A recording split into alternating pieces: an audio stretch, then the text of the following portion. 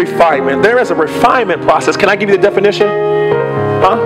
All right. The process of removing impurities or unwanted elements from a substance. The process of removing what? Impurities. Y'all didn't catch that. Or unwanted elements. Somebody should have caught that revelation right there and said, this is for me. Because that's why we're here. We want to be in we want to be in a process of God removing some impurities and some elements or unwanted elements. How many of y'all know we got some things in our lives deep down in our hearts that we don't really want them, but they're there? Because the Bible tells us we were born into sin. So there were some things in us because of sin that we necessarily didn't embrace, but they were there. But refinement, the process of refinement allows you to remove some things that are unwanted and then some things that were just attached to us anyway, some impurities. So it's also talking about things that we could not get rid of and some things that we allowed ourselves to have. Refinement removes that. Let's talk about the process. If you go to a steel mill, in order for you to refine steel, you have to put it into fire. Because it removes the impurities or the unwanted additives to make this thing what it needs to be. You have to melt down steel to make it strong. It's impossible for steel in its element in its element to be strong unless it's put through a refining process. It's impossible for you to be strong unless you've been put through the process. Make sense? So listen, so if I'm out of order, then I need to go through refinement. If you're out of order, you need to go through what? All right. When you're out of order, this is how you know. You reject authority when you're out of order. You reject humility when you're out of order.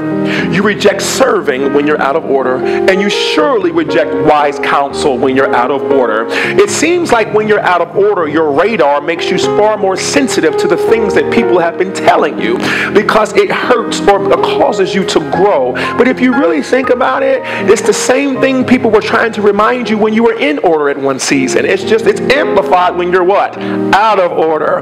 And these impurities and these additives that you don't need cause you to reject the refining process. Job 23:10, and he says, but God knows the way that I take, and when he has tried me, I will come out as pure gold. Now, here's the thing. He says tried. He says nothing about fire, but you got to understand, in order to refine gold, you have to put it through what? And that's what blacksmiths would say. We'll go ahead and try the steel. Are y'all with me? So basically Job says, God knows the plan for me, but when he has done refining me, putting me through the fire, then I will come out as pure what? Notice the word pure. In order for you to be pure in heart, you have to go through the what? Does that make sense to somebody today? I hope this is blessing you today. And I'm going to tell you, we're about to flip this thing real quick, and it's really going to make some sense. When you do these things, you find yourself, now, when you're out of order, you find yourself in places or situations that are designed to burn you alive. Check it out. When you're out of order, you'll find yourself in situations or places that are designed to burn you alive. These situations we'll go ahead and call today, Rebecca, fired. Okay? So when you're out of order, you find yourself in situations that are fire. You find yourself in the what? Fire. And we don't call it a refining process because we have yet to condition our mind to it. We call it fire because it's hot and we don't want to be there, right? Situation that I created, right? So you have two choices. You could continue to be prideful and out of order and burn. That's one. You can go ahead and burn. And some of us have sat there and said, it's me, it's my fault, I'm going to go ahead and burn. I can't come out of this. I don't want to come out of this. I'll go ahead and burn. Look at your neighbor and say, not today. And some people subconsciously allow themselves to go ahead and burn because of what they created. Some people don't voluntarily say, I'm going to stay in this fire. They really want to get out, but sometimes they think the door is locked or they're afraid to grab the door. Does that make sense? And so they've been in so much that they think, well, nobody wants to come and rescue me anyway. I might as well go ahead and burn. You have two choices. You can stay or burn, or you can embrace the fact that when you are out of order, you still got Jesus with you.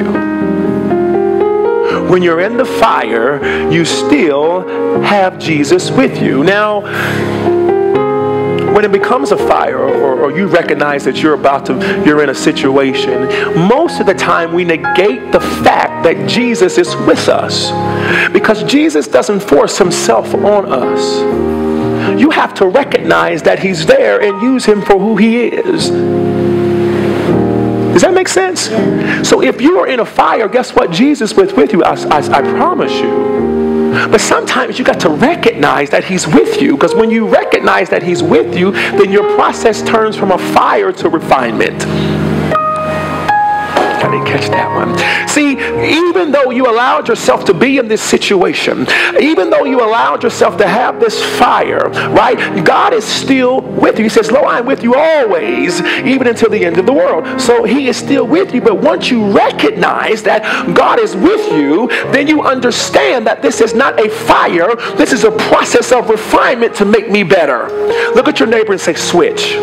The Bible clearly tells us, be not conformed to the ways of this world, but be ye transformed with the renewing of your mind. Well, the world would see a fire, correct, Katana? But we've got to see that Jesus is with us in this fire. And so this fire, when Jesus is with us, our faith becomes activated, and we are no longer looking at how we're going to be burned, but we're looking at how we're going to be refined. No? Nobody? Oh, nobody? See, that takes that switch. So that's when that scripture comes to life. What the enemy meant for harm, God turned it around for my good. Do you see what I'm saying? So you've got to understand, whether you created this fire or God allowed it, you need to switch your mind frame. Your fire was not designed for you to burn. It's designed to refine you. Whether you put yourself in it or whether God allowed you to be in it, it's a process for you to come out as pure gold.